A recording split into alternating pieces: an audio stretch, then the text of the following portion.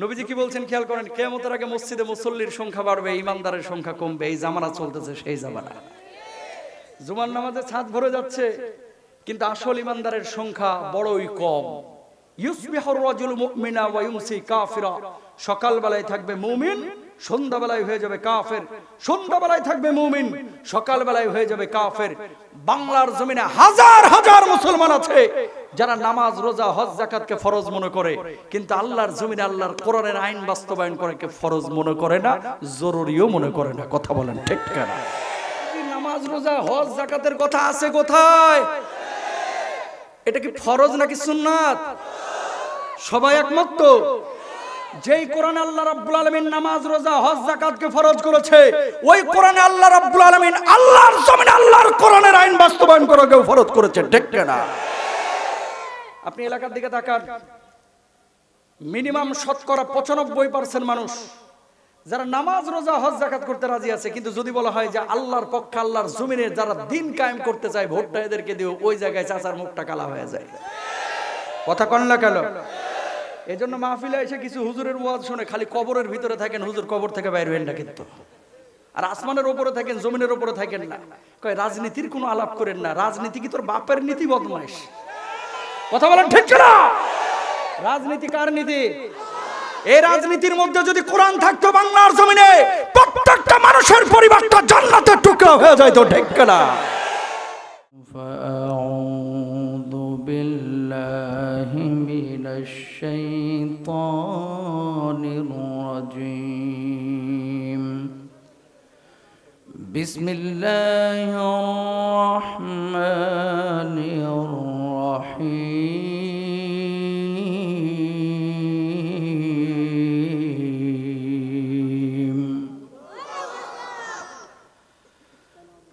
من ذا الذي يقرض الله قرضا حسنا فيضاعفه له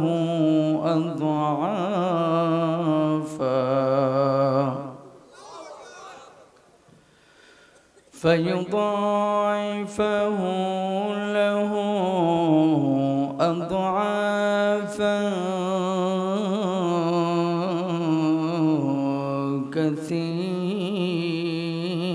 كثيرا والله يقبض ويبسط وإليه ترجعون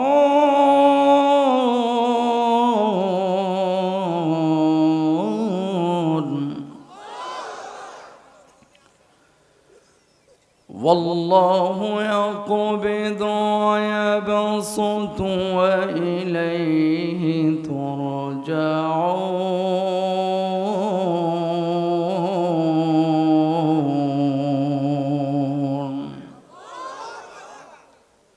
আমি বলতেছি না, ওরাই বলতেছে। দেখছো মাঝখানের লোকজন কথা ঠিক মতো বুঝতেছেন তো?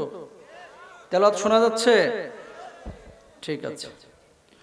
وقال النبي صلى الله عليه وسلم إذا استحلت أمتي خمسا فعليهم الدمار إذا ظهر التلاون وشربوا الخمور ولبسوا الحرير واتخذوا القيان واكتفى الرجال بالرجال والنساء بالنساء. وقال تعالى في شأن حبيبه إن الله وملائكته يصلون على النبي يا أيها الذين آمنوا صلوا عليه وسلموا تسليما. درود إبراهيم সবাই পড়ে اللهم صل على محمد وعلى آل محمد كما صليت على إبراهيم وعلى آل إبراهيم إنك حميد مجيد. اللهم بارك على محمد وعلى آل محمد كما باركت على إبراهيم وعلى آل إبراهيم إنك حميد مجيد. দারুস সালাম সালেফিয়া মাদ্রাসা ময়দান ভোলামুন নাচল চাঁপাইনবাবগঞ্জে আজকের এই 2 দিন ব্যাপী 25তম বার্ষিকী তাফসিরুল কোরআন মাহফিলে উপস্থিত সম্মানিত প্রধান অতিথি, সাবেক সংসদ সদস্য নায়েবে আমির বাংলাদেশ জামাতে ইসলামের সম্মানিত গর্বিত আমাদের রাহবার প্রধান অতিথি জনাব অধ্যাপক মুজিবুর রহমান সাহেব, আজকের এই দ্বিতীয় দিনের সমাপনী রজনীতে আমার পূর্বে আলোচনা করেছেন মাওলানা মোবারক হোসাইন। বিশেষ আকর্ষণ হিসেবে নাম দেখা যাচ্ছে অ্যাডভোকেট রকুনুজ্জামান। আমন্ত্রিত ওলামা ইকরাম, সামনে উপবিষ্ট আমার পিতৃতুল্য মুরব্বান আইজম, সমবয়সী বন্ধুরা, স্নেহের ছোট্ট ভাইরা, পর্দার আড়ালের মা এবং বোনেরা, সবাইকে আমার আন্তরিক সালাম, আসসালামু আলাইকুম ওয়া রাহমাতুল্লাহ। নাচলবাসী আছেন কেমন আপনারা? ভালো আছেন তো সবাই? মাশাআল্লাহ। যুবকদের অংশগ্রহণ আজকেও চোখে পড়ার মতো, আলহামদুলিল্লাহ বলবেন না? একটা জেলায় ডেট দিই সর্বোচ্চ 3টা, সেখানে চাঁপাইনবাবগঞ্জে এবছর এই চাঁপাইয়ের মানুষ আমার ভালোবাসে, আমি এদেরকে ভালোবেসে প্রেমে পড়ে গেছি আল্লাহর জন্য। সুবহানাল্লাহ বলেন। আপনারাও ভালোবাসেন, আমিও আপনাদের ভালোবাসি। প্রায় 12টা ডেট এবছর আপনাদের এই চাঁপাই জেলার মধ্যে দেওয়া হয়েছে। সংগঠনের অনেক ভালো ভালো ভাইদের সাথে, বড় বড় ভাইদের সাথে দেখা হয়েছে, আপনাদের সাথে অনেক জায়গায় দেখা হয়েছে। আমাদের এই ভালোবাসা কার জন্য? জোরে বলেন তো, আরো জোরে বলেন, কার জন্য? আজকের মাহফিলগুলো বিশেষ করে বাংলাদেশের যে সমস্ত অঞ্চলগুলো ইসলামী আন্দোলনের এবং বাংলার জমিনের দিন কায়েমের জন্য, আল্লাহর আইন বাস্তবায়নের জন্য অতন্ত্র প্রহরী হিসেবে যেসব অঞ্চলের মানুষ কাজ করে, সাতক্ষীরা, চিটাগং, সাতকানিয়া, লোহাগড়া, কক্সবাজার, এরকম যে সমস্ত জেলাগুলি আছে, চাঁপাইনবাবগঞ্জ হচ্ছে এই জেলাগুলোর মধ্যে প্রধান একটি জেলা। ঠিক কিনা ভাইরা? যদি আল্লাহর প্রশ্ন আসে, নবীর প্রশ্ন আসে, এই অঞ্চলের মানুষগুলো, এই অঞ্চলের যুবকগুলো সবার আগে আসে। আল্লাহর জন্য যারা জীবন দিয়েছে অঞ্চলের যুবকরাই, আল্লাহর জমিনে কোরআনের আইন বাস্তবায়নের জন্য যারা অতীতে জীবন দিয়েছে অঞ্চলের মানুষগুলোই। 5 আগস্টের আগে যুবকরা জেগেছিল, 16 বছরের জগদ্দল পাথরকে সরিয়ে এই বাংলার জমিনকে স্বৈরাচার মুক্ত করেছে এই উত্তরাঞ্চলের মানুষগুলোই। ঠিক কিনা ভাইরা? আবার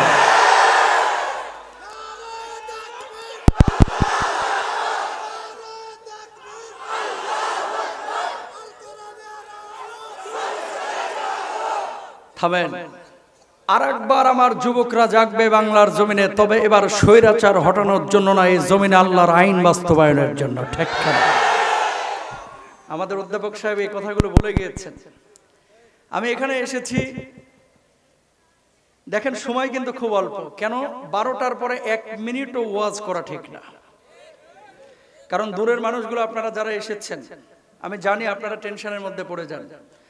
তারপরেও আল্লাহ তাআলা যে এখানে আমাকে নিয়ে এসেছেন, আপনাদেরকেও নিয়ে এসেছেন, আল্লাহর রহম ছাড়া এখানে আসা বসা একটা মানুষের পক্ষে সম্ভব না। ঠিক কিনা? এই যে জনসমুদ্র আজকে, আমাকে ভালোবেসে আসেন নাই, অধ্যাপক সাহেবরে ভালোবেসে আসেন নাই, কোরআনটাকে দেন ভাইজান।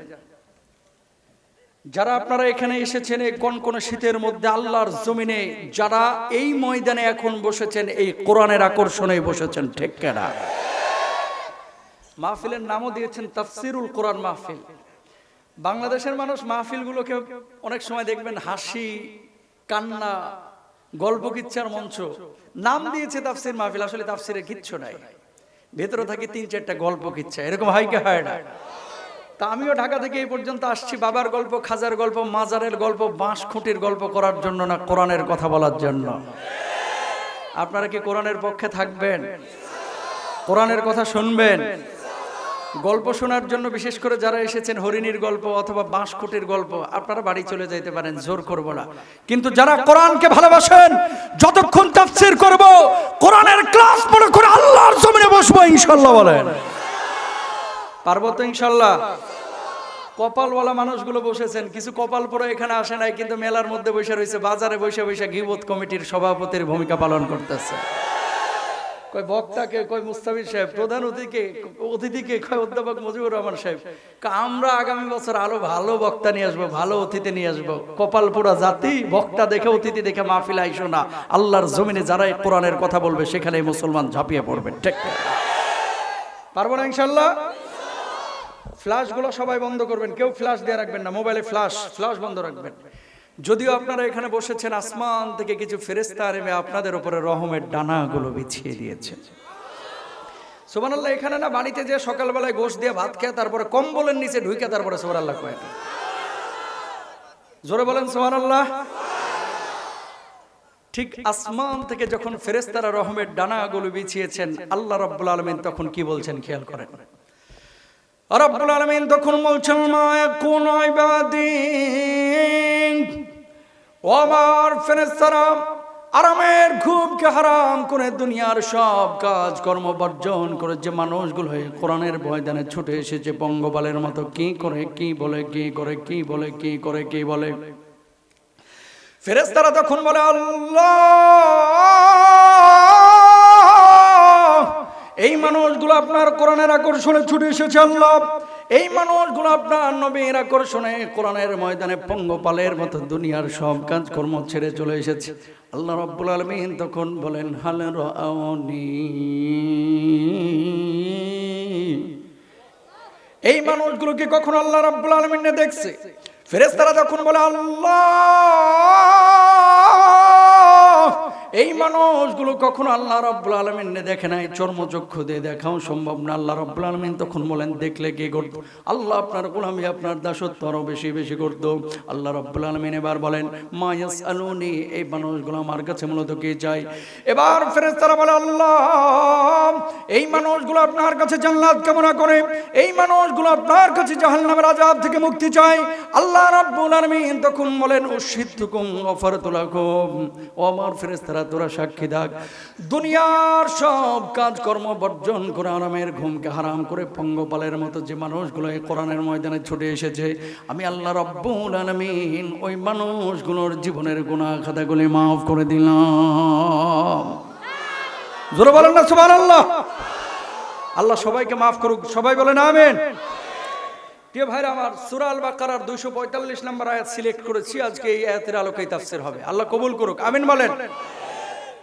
তার আগে একটা কথা বলি, তাফসীর মাহফিলগুলোকে শুধু মাহফিল মনে করবেন না, কোরআনের একটা ক্লাস মনে করবেন। পারবেন না ইনশাআল্লাহ? সবাই পারবেন তো? এবার আসেন আমরা আলোচনায় ঢুকে যাই। পৃথিবীর বুকে এখানে যারা আপনারা বসে আছেন, একজন মানুষের হাত তুলে দেখাইতে পারবেন না যে হুজুর আমার জীবনে কোনোদিন বিপদ আপদ আসে নাই? একজন মানুষ কি দেখাইতে পারবেন? কেউ যদি হাত তুলে বলে যে আমার জীবনে কোনো বিপদ নাই, জানতে হবে এটা আবু জাহেলের খালাতো ভাই। বুঝছেন তো কথা? ইমানদার যদি দাবি করেন জেল সহ্য করতে হবে, জুলুম সহ্য করতে হবে, ইমানদার দাবি করলে ফাঁসির কাষ্ঠে যেতে হবে, ইমানদার দাবি করলে জালেমের রোশানলে পড়তে হবে, ইমানদার দাবি করলে জালেমের তরবারির নিচে কখনো কখনো গলা পেতে দিতে হবে। ঠিক কিনা ভাইরা? ননির পুতুল হয়ে মুসলমান হওয়া যাবে না, ননির পুতুলের মতো ইমানদারও হওয়া যাবে। শুনেন, পৃথিবীর বুকে সবচেয়ে বেশি ভালোবেসেছে আল্লাহ রাব্বুল আলামিন বিশ্বনবী সাল্লাল্লাহু আলাইহি ওয়াসাল্লামকে। সেই আল্লাহর নবীকে আল্লাহ রাব্বুল আলামিন এত কষ্ট কেন দিলেন? আল্লাহ তাআলা চাইলেই কিন্তু নবীকে মদিনার বুকে সোনা দিয়ে একটা বাড়ি বানায় দিতে পারতেন। কথা বলেন ঠিক কিনা? আল্লাহর নবীকে আল্লাহ রাব্বুল আলামিন চাইলেই কিন্তু উহুদে রক্তাক্ত না করে আল্লাহর জমিনে দিন কায়েম করে দিতে পারতেন, তাইফে রক্তাক্ত না করে জমিনে দিন কায়েম করতে পারতেন। কেন আল্লাহ তাআলা এত কষ্ট দিলেন? নবীজি নিজেই জবাব দিচ্ছেন, আসাদুন নাসি বালাআন আল আম্বিয়া। পৃথিবীর বুকে আল্লাহ তাআলা সবচেয়ে বেশি বিপদ আপদ দিয়েছেন নবীদেরকে, এরপরে সুম্মাল আমসাল ফাল আমসাল। নবীদের আদর্শ যারা গ্রহণ করেছে এদেরকে আল্লাহ তাআলা বেশি বিপদ আপদ দেন। ইসলামী আন্দোলনের যে সমস্ত কর্মীদেরকে ফাঁসির মঞ্চে নিয়ে যাওয়া হয়েছে, এই মানুষগুলো দুনিয়াবি কোনো স্বার্থের জন্য মঞ্চে যান নাই, একমাত্র কোরআনের স্বার্থে, আল্লাহর স্বার্থে, আল্লাহর দ্বীনের স্বার্থে গিয়েছে। ঠিক কিনা? আজকে তারা যদি বামরাম ছাগলদের মতো চলতো, এই বাংলার জমিনে তারাও এমপির পদ পাইতো, তারাও ভালো থাকতো, বাতিলের সাথে আপোষ করে নাই। ও যুবকরা, তোমাদেরকে আমরা একটা বার্তা দিতে চাই, 5 আগস্টের আগে সময় তোমরা যেমন জেগেছিলা, তবে এবার জাগরণ হবে আল্লাহর জমিনে কোরআনের জন্য। ঠিক কিনা? পারবো তো ইনশাআল্লাহ? পারবো তো? সংক্ষেপে বলতেছি কথাগুলো কি কারণে, সময় অল্প। দেখেন, আল্লাহ রাব্বুল আলামিন আপনার কাছে 2টা জিনিস এই আয়াতে কারিমায় চেয়েছেন। জোরে বলেন কয়টা? পেছনের মানুষ জোরে বলেন কয়টা? কি চেয়েছেন আল্লাহ তাআলা? অনেক সময় বলেন যে হুজুর বাপ মা চাইলে দিব, আত্মীয় স্বজন চাইলে দিব, সভাপতি সেক্রেটারি সাহেব চাইলে দিব। অনেক মানুষ নিজের গার্লফ্রেন্ড বয়ফ্রেন্ডের পেছনে 20,000 30,000 আপনারা খরচ করেন। এখন আল্লাহ যদি আপনার কাছে কুদরতি হাত পেতে কিছু জিনিস চাই যে বান্দা আমার এটা দে, মুমিন যদি আপনি দাবি করেন তাহলে বলবেন হুজুর যা চাইবে জীবন চলে গেল আল্লাহরে সেটাই দেব, ঠিক কেনা? প্রিয় ভাইরা আমার, আল্লাহ রাব্বুল আলামিন এই আয়াতে কারিমার মধ্যে আপনার কাছে কি যাচ্ছেন খেয়াল করেন। মান যাল্লাযী ইউকরিদুল্লাহ করদান হাসানান ফায়ুদাইফাহু লাহু আদআফান কাসীরা ওয়াল্লাহু ইয়াকবিদু ওয়া ইয়াবসুতু ওয়া ইলাইহি তুরজাউন।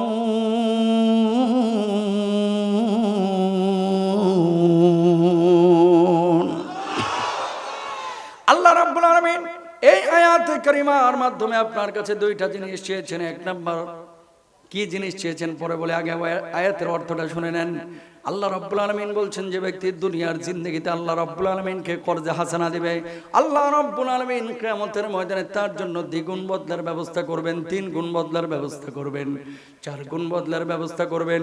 সর্বোপরি আল্লাহ রাব্বুল আলামিন ওই মানুষটার জন্য চূড়ান্ত জান্নাতের ফয়সালা করবেন। জোরে বলেন সুবহানাল্লাহ। আয়াত যখন নাজিল হইল, সাহাবী রিদওয়ানুল্লাহি আনহুম আজমাইন সন্দেহের মধ্যে পড়ে গেলেন।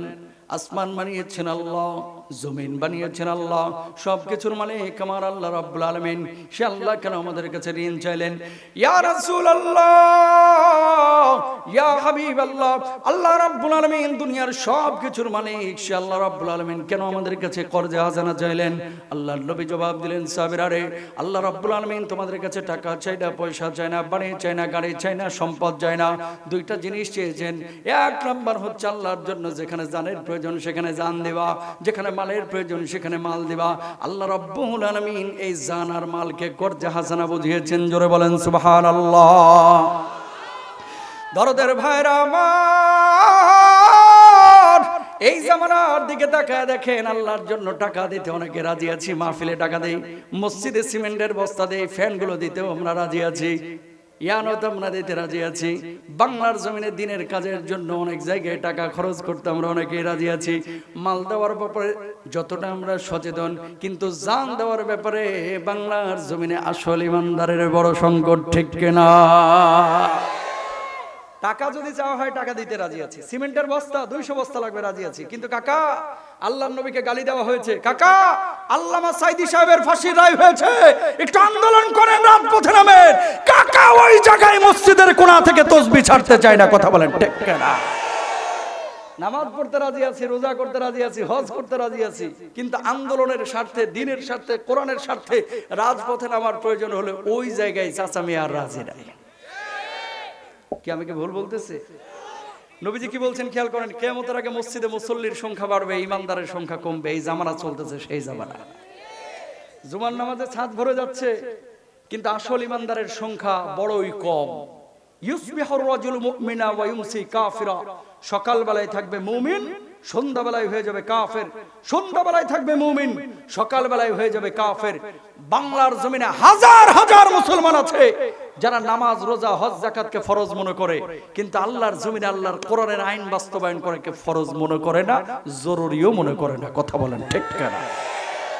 নামাজ, রোজা, ফরজ আছে কোথায়?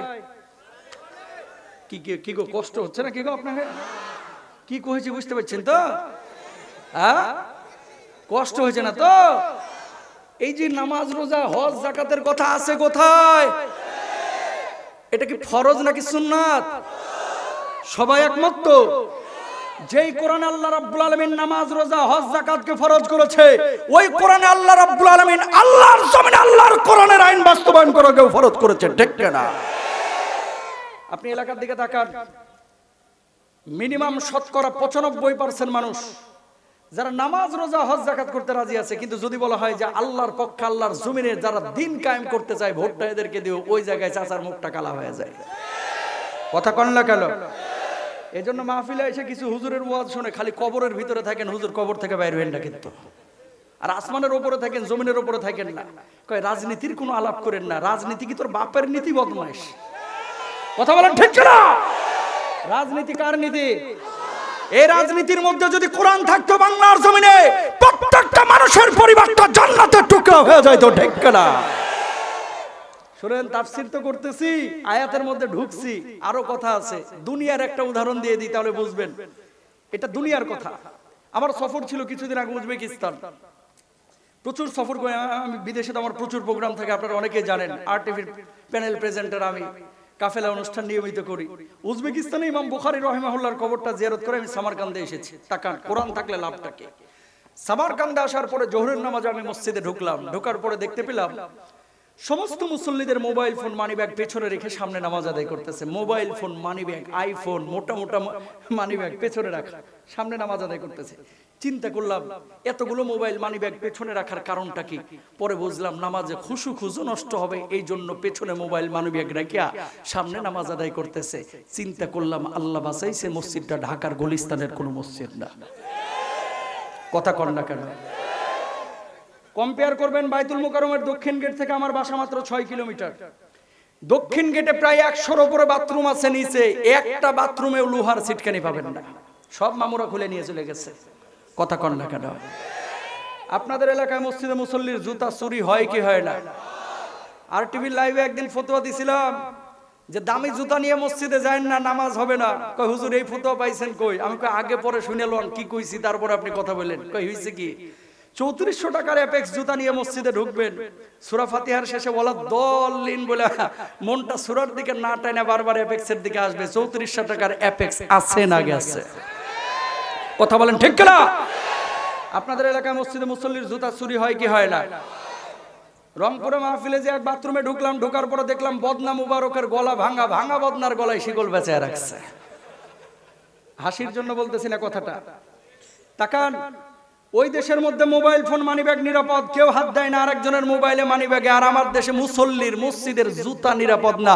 পার্থক্য একটাই, কোরআন আছে, চোর নাই। কোরআন থাকবে না, চোরের খনি তৈরি হবে। কথা বলেন ঠিক? এদেশে 150 টাকা চুরি করলে ছিচকা চোরের বিচার হয়। 150 কোটি চুরি করে বেগম পাড়ায় বাড়ি করছে, বেগম নিয়ে ফুর্তি করতেছে। এই কোটটাই পরে শয়তানগুলো আসলে আবার সালাম কালাম দেয়। কথা বলেন ঠিক? এই জন্য প্রিয় ভাইরা আমার, আল্লাহর নবী সাল্লাল্লাহু আলাইহি ওয়াসাল্লাম কি বলছেন? ওয়া উকরিমার রাজুলু মাখাফাতা শাররিহি। আল্লাহর নবী বিশ্ব নবী সাল্লাল্লাহু আলাইহি ওয়াসাল্লাম বললেন, কিয়ামতের আগে এমন কিছু লিডার বাইর হবে, যে লিডারদেরকে মানুষ সম্মান করবে, ভয় পায় ভালোবাসে না। সামনে যখন আসবে সার সার সার সার করবে, যখন সামনে থেকে চলে যাবে সঙ্গে সঙ্গে তার ব্যাপারে মৃত্যু কামনা করবে যে খাটাসটা মরে না, কা ঠিক কিনা? কিন্তু কোরআনের যিনি লিডার হবে তাকে মানুষ ভয় পেয়ে সম্মান করবে না, ভালোবেসে সম্মান করবে, ঠিক কিনা? আমরা কিন্তু এই হিস্ট্রি ভুলে যাই নাই। চাঁপাইনবাবগঞ্জের বিভিন্ন সমুদ্রে লোকবল ভাড়া করে 500, 200, 300 করে মানুষ একত্রিত করা হয়েছিল। আর আজকে আমাদের মিজানুর রহমান আজারি ভাইয়ের 25 লক্ষ মানুষ এক জমায়েতে আসে, 20 লক্ষ আসে, একটা টাকাও খরচ করতে হয় না, ঠিক কিনা? এই জনসমুদ্রই প্রমাণ করে আগামীর বাংলায় কোরআনের আইন, কোরআনের রাজ কায়েম হবেই হবে ইনশাআল্লাহ। জোরে বলেন ইনশাআল্লাহ। আয়াতটা যেদিন নাজিল হইল, পরবর্তী দিন আবু বকর রাদিয়াল্লাহু তাআলা আনহু গিয়েছে মদিনার বাজারে। খেয়াল করেন, কিনারায় দাঁড়ায় আছে। এই আয়াত 245 নম্বর আয়াত। কোনা থেকে ইহুদি ঠেস মেরে মেরে বলতেছে, কি গো আবু বকর, তোমার আল্লাহ না আসমান জমিন সব বানাইছিল, তোমার নবী বলছে আল্লাহ দেখি মানুষের কাছে ঋণ চায়। তার মানে আবু বকর তোমার আল্লাহ একটা ফকির। নাউজুবিল্লাহ, জোরে বলেন। আবু বকর গরম হয়েছে, আল্লাহর গালি দিছে না, নরম মেজাজের আবু বকর গরম হয়েছে। দ্বিতীয়বার আবার বলছে তোমার আল্লাহ ফকির, আরেকটু গরম হয়েছে। তৃতীয়বার যেমনি গালি দিছে, গলাটা ধরে ডান হাত দিয়ে কইসা ইহুদির গালে আবু বকর থাপ্পড় বসায় দিছে। আল্লাহু আকবার বলেন। এবার ইহুদি গালের মধ্যে হাত দিয়া আল্লাহর নবী বিশ্ব নবী সাল্লাল্লাহু আলাইহি ওয়াসাল্লামের বাড়ির দিকে দিলেন দৌড়। যাওয়ার পরে বললেন, ওগো মুহাম্মদ সাল্লাল্লাহু আলাইহি ওয়াসাল্লাম, কি শিখান আপনি সাহাবীদেরকে, কি শিখান? কি হয়েছে? কয় আপনার সাহাবীরা তো ইহুদি ধরে ধরে মারে। কে মারছে তোমারে? কয় আপনার আবু বকর মারছে। আল্লাহর নবী বললেন, আমি বিশ্বাস করি না অন্যায় ভাবে আমার আবু বকর কাউরে মারতে পারে না। কয় ডাকেন আপনার আবু বকর আমারে মারছে কিনা? আল্লাহর নবী আবার ডাক দিলেন, আবু বকর কি শুনলাম তোমার ব্যাপারে, তুমি নাকি ইহুদিরে মারছো? আবু বকর জবাব দিলেন, ইয়া রাসূলুল্লাহ, গতদিন আল্লাহ রাব্বুল আলামিন আয়াত নাযিল করে আমাদের কাছে ঋণ চেয়েছেন, কর্জা হাসানা চেয়েছেন, জান আর মাল। এই জালেমের বাচ্চা একবার না দুইবার না তিনবার আল্লাহরে ফকির মিসকিন বলে গালি দিয়েছে, এই জন্য আমি তারে মারছি। ওগো নবীজি, ও যদি আমার গালি দিত আমি কিচ্ছু বলতাম না, আমার বাপ মারেও গালি দিলে আমি কিচ্ছু বলতাম না। আমার সামনে আমার আল্লাহ রাব্বুল আলামিনকে আয়াতের অপব্যাখ্যা করে কেউ গালমন্দ করবে, আমি আবু বকর হাত গুটায় বসে থাকতে পারি না। বলুন আল্লাহু আকবার। আল্লাহ নবী ইহুদিকে বললেন, ও ইহুদি, কেন আমার আল্লাহ রাব্বুল আলামিনকে গালমন্দ করেছিস? ইহুদি জবাব দিল, আপনার আবু বকর মিথ্যা কথা বলছে। আল্লাহ নবী চিন্তার মধ্যে পড়ে গেলেন। আবু বকর বলছে গালি দিয়েছে, ইহুদি বলতেছে গালি দেয় নাই। নবীজি বিচার যদি না করে গোটা মদিনার বুকে ইহুদি ছড়ায় দিবে। মুহাম্মদ সাল্লাল্লাহু আলাইহি ওয়াসাল্লাম নিজ গোত্রের লোক দেখে বিচার করে নাই। ও আবু বকর, কিছু মনে করো না, ও যে আল্লাহ রাব্বুল আলামিনকে গালি দিয়েছে ওই জায়গায় কোনো সাক্ষী ছিল নাকি? আবু বকর জবাব দিলেন, ইয়া রাসূলুল্লাহ, ওই জায়গায় কোনো সাক্ষী ছিল না, ছিলাম আমি, আর ছিল তো আল্লাহ রাব্বুল আলামিন, আসমান থেকে দেখেছেন আর কেউ না।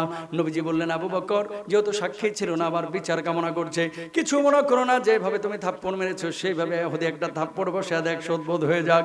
আবু বকর জবাব দিলেন, ওগো নবীজি, আল্লাহ রাব্বুল আলামিনের আয়াতের অপব্যাখ্যা করেছে, আল্লাহ রাব্বুল আলামিনকে গালমন্দ করেছে, এই জন্য আমি তারে থাপ্পড় মেরেছি। এটা যদি আমার অন্যায় হয়ে থাকে, আমি আবু বকরের জীবনটাও যদি ইহুদি নিয়ে চলে যায়, থাপ্পড় কেন শুধু, আমার জীবনটাও যদি নিয়ে চলে যায়, আল্লাহর কসম আবু বকরের কলিজায় বিন্দু মাত্র কষ্ট থাকবে না। বলুন আল্লাহু আকবার। ইহুদি যেভাবে আমার আবু বকর মারছে ওইভাবে একটা থাপ্পড় বসে দে, শোধবোধ হয়ে যাক। ইহুদি এবার রেডি হচ্ছে, আজকে তোর একদিন কে আমার একদিন, হাতটা গুছাইতেছে মারার জন্য। সঙ্গে সঙ্গে আর শাজিমে গ্রিন সিগন্যাল চলে গেছে। জোরে বলেন আল্লাহু আকবার।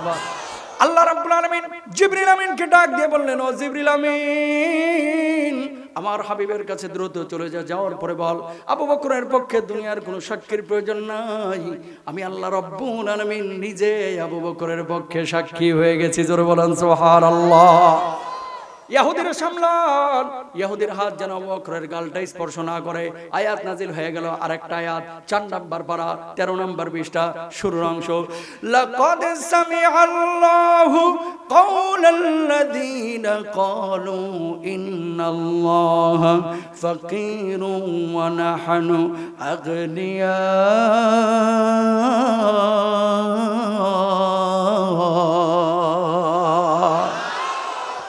আল্লাহ রাব্বুল আলামিন তার কথা শুনেছেন যে আমার আল্লাহ রাব্বুল আলামিনকে ফকির মিসকিন বলে গালি দিয়েছে। আমার আল্লাহ ফকির না মিসকিন না।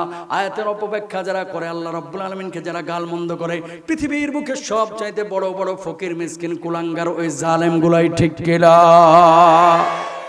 এবার নাসলের মধ্যে ঢুকেন, নাসলের মধ্যে ঢুকেন। আবু বকর আপনার আমার চাইতে নামাজ কম পড়তো না বেশি? আরো আসতে বলেন, কম না বেশি? রোজা কম না বেশি? তাহাজ্জুদ কম না বেশি? আপনারা বলেন।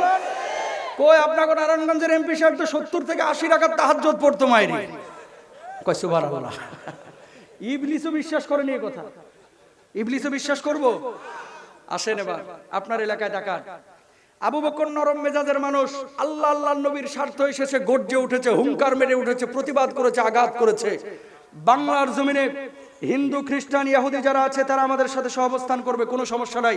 ওয়ালা তাসুবুল্লাযীনা ইয়াদউনা মিন দুনিল্লাহ, আল্লাহ নিজেই বলেছেন। খেয়াল করেন যে ইহুদি খ্রিস্টান হিন্দুরা যখন উপাসনালয়ে উপাসনা করবে, এদের স্রষ্টাকে, এদের কথিত ইলাহকে গালমন্দ করো না, না হলে তোমার সত্য আল্লাহকে তারা গালমন্দ করবে। আমরা বলি আমাদের সাথে হিন্দুরা থাকবে, এখানেও আছে, অনেকেই হয়তো বা থাকতে পারেন, তাদের সাথে সুন্দর আচরণ করব, খ্রিস্টানদের সাথে সুন্দর আচরণ করব, ইহুদির সাথে সুন্দর আচরণ করব, কিন্তু ইসকনের জঙ্গিগুলোকে চুমা দিব না, লাত্তি মেরে হিন্দুস্তানে পাঠিয়ে দেব। ঠিক কিনা? কেন বলতেছি এই কথাটা? বলার একটা উদ্দেশ্য আছে।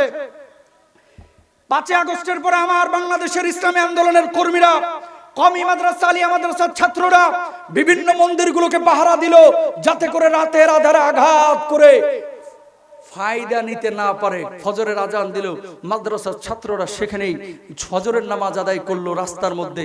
5 আগস্টের পরে ইসকনের জঙ্গিগুলো আমার সাইফুল ইসলাম আলিফকে জবাই করলো। কথা বলেন ঠিক কিনা? চিটাগাঙ্গে হামলা করলো মসজিদের উপরে। কেন বলতেছি এই কথাটা? বাংলার জমিনে দাবি করে ইমানদার, অথচ অসংখ্য মুসলমান এখনো আছে যারা ইসকনের জঙ্গিদের পক্ষে ফেসবুকে স্ট্যাটাস দেয়। কথা বলেন ঠিক কিনা? এই ইসকনের উদ্দেশ্য বাংলাদেশে কিন্তু তাদের ধর্ম প্রচারণা। নিউ ইয়র্কে জন্ম ইসকনের উদ্দেশ্য হচ্ছে ওপার থেকে আপাকে ফিরিয়ে নিয়ে এসে আবার হারানোর ক্ষমতা দেওয়া। এই স্বপ্ন আর বাস্তবায়ন বাংলার জমিনে হবে না, ঠিক কিনা?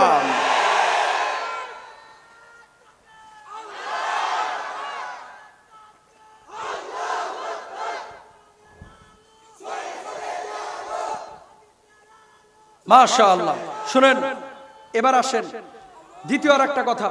এলাকায় কিছু যুবক এখন পরিবর্তন হচ্ছে, কিন্তু আগে দাড়ি টাড়ি রাখতো না, এখন ওয়াজ শুনে ইসলামী আন্দোলনের সাথে জুড়ে এখন অনেক সময় দাড়ি টাড়ি রাখা শুরু করে। কিছু চাচা চায়ের দোকান থেকে বসিয়া বাঁকা চোখে থাকার কি রে জামাত শিবিরে যোগ দিছস কবে? কথা বলেন না কেন? আগে টাকনুর নিচে কাপড় পরতো, এখন হঠাৎ পরিবর্তন, টাকনুর উপরে কাপড় পরা শুরু করেছে। ওমা এটাও ভালো চোখে দেখে না, হেফাজত টেফাজতে যোগ দিছস রাখে। কথা বলেন ঠিক কিনা? কোরআনটা কার কিতাব? জোরে বলেন, আরো জোরে। কোন সন্দেহ আছে? এই কিতাবটাকে 16 বছর ট্যাবলেট খাওয়ানো হয়েছে। এটা জিহাদি বই, জঙ্গিবাদের বই। কোরআন হাদিসের আলোচনা চলতেছে, 20 জন 22 জন মিলে গোল করে গোয়েন্দা বাহিনীর লোকজন এসে ঘেরাও দেয়া কয় 21 জন জঙ্গি গোপন বৈঠকের সময় জিহাদি বই সহ আটক। কথা বলেন ঠিক কিনা? এই দাড়িটা কি জঙ্গির দাড়ি? কেন বলতেছে এই কথাটা? ওই যে নবীজির হাদিস, ইউসবিহুর রাজুল মুমিনা ওয়া ইউমসি কাফিরা, সকালবেলায় থাকবে মুমিন, সন্ধ্যাবেলায় হয়ে যাবে কাফের। দাড়িটা কিন্তু বুঝে শুনে রেখেছি, টুপিটা কিন্তু বুঝে শুনেই পরেছি, জুব্বাটা কিন্তু বুঝে শুনেই লাগাইছি, কোরআনটাকে বুঝে শুনেই কিন্তু কলিজার পাশে জায়গা দিয়েছি। সুতরাং কেউ যদি বলে, কোন মুসলমানের বাচ্চা যদি বলে দাড়িটা জঙ্গির দাড়ি, টুপিটা জঙ্গির টুপি, জুব্বাটা জঙ্গির জুব্বা, কোরআনটা জঙ্গির কিতাব, আল্লাহর কসম করে বলছি ওদের সাথে জিহাদ করব, লড়াই করব, হাজারবার জঙ্গি হব। আল্লাহর নবীকে কষ্ট দিতে রাজি নাই। কারা কারা রাজি আছো হাত তুলে দেখাও।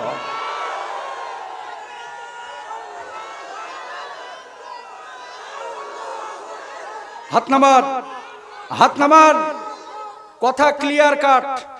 যদি মানেন পুরোটা ইসলাম মানেন, না হলে অর্ধেক হিন্দু অর্ধেক খ্রিস্টান হইয়া আজে বাজে কাজ করে কবরে যাওয়া যাবে না, ঠিক কিনা?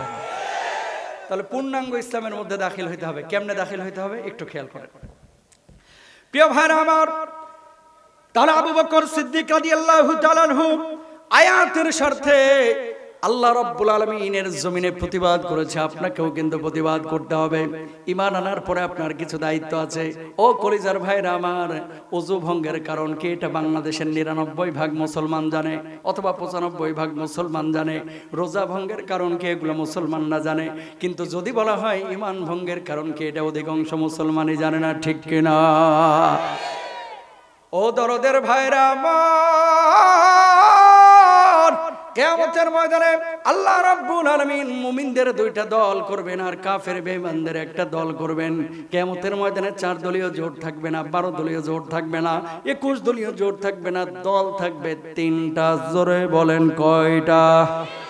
আরো জোরে। জোর হলো না, জোরসে বলো। এই 3টা দলের মধ্যে আমিন 2টা দলকে জান্নাতের মধ্যে দিবেন, একটা দলকে জাহান্নামের মধ্যে দিবেন। এই দলগুলো কি কি দল একটু খেয়াল করেন। আপনি কোন দলের অন্তর্ভুক্ত আছে এখন নিজেই বুঝতে পারবেন। জান্নাতি দলের মধ্যে আছেন নাকি জাহান্নামী দলের মধ্যে আছেন। আল্লাহ তাআলা কি বলছেন? وكنتم أزواجا ثلاثا فأصحاب الميمنة ما أصحاب الميمنة। 1 নম্বর দল, 2 নম্বর ওয়াসাবুল মাশআমাতি মা আসহাবুল মাশআমা, 3 নম্বর দল ওয়াসাবিকুন আস-সাবিকুন উলাইকাল মুকাররাবুন ফি জান্নাতিন নাঈম।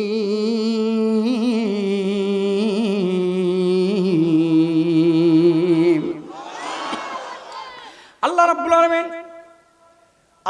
আলামিন 3টা দলে গোটা মানব জাতিকে বিভক্ত করবেন। মুমিনদের হবে 2টা দল। 1 নম্বর হচ্ছে ডানপন্থী দল, আরশের বাম পাশে ডান পাশে এরা থাকবে। আল্লাহ রাব্বুল আলামিন আরশের নিচে এদের ছায়া দিবেন। এই দলের মধ্যে আরো 7 শ্রেণীর মানুষ আছে, যেটা হাদিসের মধ্যে আল্লাহর নবী বলছেন। এক নম্বর হচ্ছে ইমামুন আদিলুন, ন্যায়পরায়ণ বিচারক, যারা মানুষের মুখ দেখে বিচার করে না, ইনসাফ ভিত্তিক বিচার কাজ করে, জামাত ইসলামী করে, হেফাজত করে, মামুনুল হকের দল করে, এই জন্য বিচার করে না, বরং ইনসাফের আলোকে যে বিচারক বিচার করে, জালেমকে জালেম বলে, মজলুমকে মাজলুম বলে, শত্রুকে শত্রু বলে, বন্ধুকে বন্ধু বলে, এরকম ইনসাফপূর্ণ আচরণ যারা করে, আল্লাহ রাব্বুল আলামিন তাদেরকে আরশের নিচে বিশেষ ছায়া দিবেন। জোরে বলেন সুবহানাল্লাহ। 2 নাম্বার আল্লাহর নবী বললেন, ও শাবুন নাশাফি ইবাদাতি রাব্বি, ওই যুবক তার যৌবনকালটাকে আল্লাহর ইবাদতে বন্দেগীতে কাটিয়েছে। ও কলিজার ভাইরা আমার, হাতটা জোর করে বলি, ম্যাক্সিমামই আপনারা যুবক। এই যৌবনকালের ইবাদতটা আল্লাহর কাছে বড় প্রিয়, আল্লাহর কাছে বড় পছন্দনীয়। এই সময় যদি চাঁদাবাজি করে আপনি সময়টাকে কাটান, তাহলে আপনি জাহান্নামে যাবেন। আর এই সময় যদি আল্লাহ রাব্বুল আলামিনের জন্য আল্লাহর রাস্তায় সময় কাটান, আপনি আল্লাহ রাব্বুল আলামিনের জান্নাতে যাবেন। 3 নাম্বার আল্লাহর নবী বললেন, ওয়ারাজুলুন কলবুহু মুআল্লাকুন ফিল মাসাজিদ, যার হৃদয়গুলো মসজিদের সাথে সম্পৃক্ত থাকে। ফজরের নামাজের পরে চিন্তা করে কখন জোহরের আজান দেবে, জোহরের পরে চিন্তা করে কখন আসর, আসরের পরে চিন্তা করে কখন মাগরিব। হৃদয়গুলো যাদের মসজিদের সাথে সম্পৃক্ত আছে, আল্লাহ রাব্বুল আলামিন তাদেরকে ছায়া দিবেন। 4 নাম্বার ওয়ারাজুলুন তাহাব্বা ফিল্লাহি ইজতামা আলাইহি ওয়া তাফাররাকা আলাইহি, 2 জনের মধ্যে ভালোবাসা, এই ভালোবাসা হচ্ছে আল্লাহর জন্য, আবার সম্পর্ক ছিন্ন হচ্ছে আল্লাহর জন্য। কিন্তু বর্তমান নাচলের চিত্র দেখেন, আল্লাহর জন্য ভালোবাসা খুব কম মানুষই করে, মালের জন্য ভালোবাসা বেশি মানুষ করে। কথা বলেন ঠিক কিনা? এই যুবকরা, কষ্ট হচ্ছে না তো? তাকান, এখন বন্ধুত্ব করে মাল দেখে, পকেটে টাকা আছে বন্ধুর অভাব নাই, পকেটে টাকা আছে সুন্দরী মেয়ের অভাব নাই। কথা কোন ঠিক কিনা? বাংলাদেশে কোনো হুজুর যদি বয়সের ডিস্টেন্স 15 বছরের কম বয়স্ক, সরি মনে করেন হুজুরের বয়স 35 আর মেয়ের বয়স 16, যদি বিয়ে করে কোনো মিডিয়া যদি এটাকে নিউজে পাইতো, ভাই বিশ্বাস করেন লাল করে ফেলাইতো। হুজুর মানুষ এরকম একটা অল্প বয়স্ক মেয়েকে বিয়ে করেছে, আর ওদের স্টাররা, কথিত স্টাররা, এরা যখন বিয়ে করে মিডিয়াগুলো আবার এদের প্রশংসাও করে। কথা বলেন ঠিক কিনা ভাইরা? কেন বলতেছে এই কথাটা? আমার ভালোবাসা হবে কার জন্য? প্রেম বা জিএফ বিএফ যাদের আছে, যে সমস্ত যুবক তোমরা প্রেম করো, রিলেশন করো, আমি গ্যারান্টি দিতে পারি অন্যান্য রাজনৈতিক দলের যে সমস্ত ছাত্র সংগঠনগুলো আছে, এরা প্রেম টেমকে অনেকে হারাম মনে করে না, কিছু আছে হারাম মনে করে। বাংলাদেশ ইসলামী ছাত্র শিবিরের ম্যাক্সিমাম ছেলেরা এটাকে হারাম মনে করে এবং এই ধরনের সম্পর্কে জড়ায় না। কথা বলেন ঠিক না? কয়েকদিন আগে আমার একটা আলোচনা ভাইরাল হয়েছিল, কি দিয়েছিলাম যে শিবির চেনার আলামত কি। আমার কাছে প্রশ্ন আসছিল এক মাহফিলে যে শিবির চেনার আলামত কি। তো আমি আলামতগুলো প্রায় 18টা বলছিলাম। আমি ওদিকে যাব না, খালি 2-1টা বলি। যেই ছেলেটা এলাকার মধ্যে মদ গাঁজা খায় না, এটা শিবির করে। কথা কন লেখাটা। যেই ছেলেটা মেধাবী, যেই ছেলেটা বুয়েটে পড়ে, ঢাকা বিশ্ববিদ্যালয়ে পড়ে, রাজশাহী বিশ্ববিদ্যালয়ে পড়ে, ছেলেটা শিবির করে। যেই ছেলেটা ডাকনোর উপরে কাপড় পরে শিবির করে। যেই ছেলেটা সিগারেট খায় না, ছেলেটা শিবির করে। যেই ছেলেটা মেয়েদের সাথে ইফটিচিং করে না, সেই ছেলেটা শিবির করে। সুতরাং শিবির সোনালী সন্তান জন্ম দেয়, সোনালী সন্তান জন্ম দেয়। ঠিক কিনা ভাইরা? ক্লিয়ার কথা। তাহলে ওয়ারাজুলানে তাহাব্বা ফিল্লাহি ইজতামা আলাইহি ওয়া তাফাররাকা আলাইহি। শুনেন, এই পৃথিবীতে কেউ আপনাকে নিঃস্বার্থ ভালোবাসে না। আপনি যে বলতেছেন আপনার বন্ধু আপনার জন্য পাগল, কে বলেছে আপনার জন্য পাগল? মালের জন্য পাগল। দেখেন, যেই বন্ধু বন্ধুকে খাওয়াইতে পারে এর সাথে বন্ধুত্ব রাখে, যে খাওয়াইতে পারে না এর সাথে বন্ধুত্ব রাখে না। কথা বলেন ঠিক কিনা? 8 জন 10 জন মিলে হোটেলে যান, খাইতে যখন বসেছেন, কিছু কিছু ফ্রেন্ড পাবেন খাওয়ার পরে আস্তে করে মোবাইল নিয়ে উনি বিজি হয়ে যান, বিল দেওয়ার নিয়ত নাই। কথা কন না কেন? খাওয়া শেষ, এ মোবাইল নিয়ে ব্যস্ত, বাপ রে বাপ বিশাল বিজি। ডক্টর ইউনূসের ছোট ছেলে আছে না নাই? তাহলে আমাদের ভালোবাসায় দুনিয়াবি খাবার আর মালের জন্য হবে না, ভালোবাসা হবে কার জন্য? পারবো তো ইনশাআল্লাহ? অধ্যাপক মুজিব সাহেবকে ভালোবাসবেন কার জন্য? মুস্তাফিজ ভাইকে ভালোবাসবেন কার জন্য? আল্লাহর জন্য। তাহলে 4 নাম্বার এই ডানপন্থী দলের গুণাগুণ পেয়েছেন। 5 নাম্বার আল্লাহর নবী বলছেন, ওয়ারাজুলুন তালাবাতহু ইমরাতু যাতি মানসাবিন ওয়া জামালিন ফাকালা ইন্নী আখাফুল্লাহ।